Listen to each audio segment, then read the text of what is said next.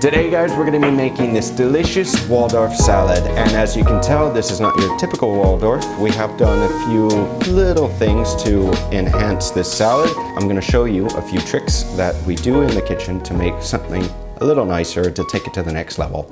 So if you do want to follow along with me, then be sure to read the ingredients down below in the description if you want to follow along, or just watch the video and enjoy.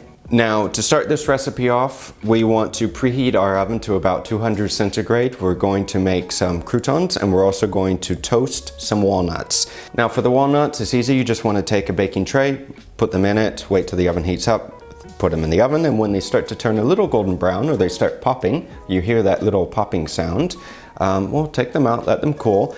And for the croutons, I'm just gonna use a baguette, but there's a trick on getting these croutons super thin, so they're crispier instead of having these thick pieces. The trick is to actually par freeze, or to have frozen bread. So all you have to do is take a portion, put it in your freezer for a few minutes, about 10-15 minutes, take it out, and you can actually cut these by hand if you have a good knife. We want to cook this in the oven, so I'm just going to lay some parchment paper down underneath. I'm going to take a little bit of olive oil and drizzle that on top, and a little bit of salt Maldon, and cook this until they're more or less golden brown, and that's it. Now to make the candied walnuts. Before we start, we want to have a surface or something that we can put the candied walnuts into to let them cool, so they're not going to burn in the pan.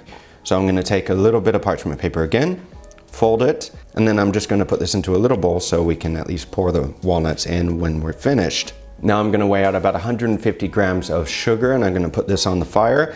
But once it starts to turn golden brown, or that caramelized color, you want to throw the walnuts in, mix them around a little bit, and then pour this quickly into the little glass that we have ready with parchment paper.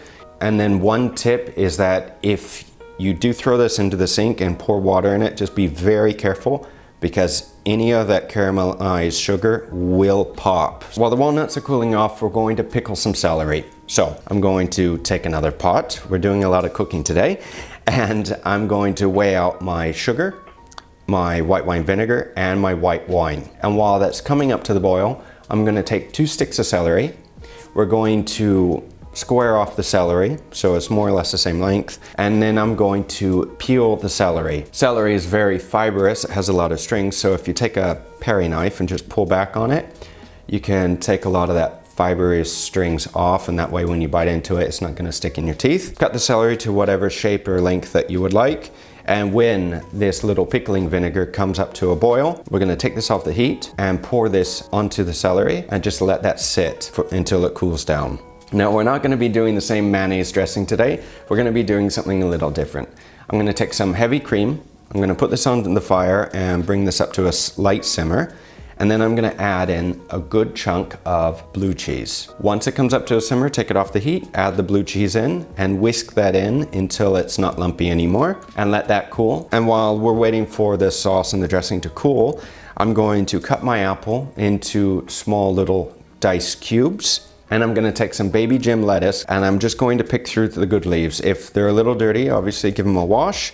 Then to plate, I'm just going to plate the lettuce first with the apples and the raisins. I'm going to add a few of the other walnuts that we didn't candy as well, the toasted walnuts, the croutons, and I'm also going to grate some of the candied walnuts on top to give it a little bit of that sweetness and more of a texture. I'm also going to add the pickled celery, and then just a little bit of basil that I had laying around in the fridge. So guys, if you would like another easy and delicious recipe, then I would highly suggest clicking here and liking the video down below if you haven't done so already, and subscribing. Until next week, take care.